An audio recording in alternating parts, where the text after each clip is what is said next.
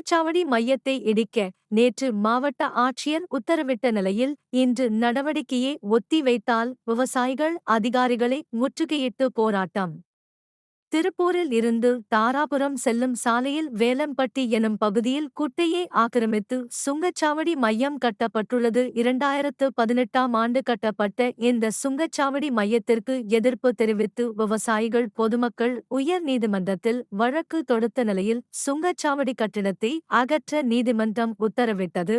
இதனைத் தொடர்ந்து நேற்று விவசாயிகள் கோரிக்கையை தொடர்ந்து சுங்கச்சாவடி கட்டிடத்தை பிடித்து அகற்ற மாவட்ட ஆட்சியர் உத்தரவிட்டார்.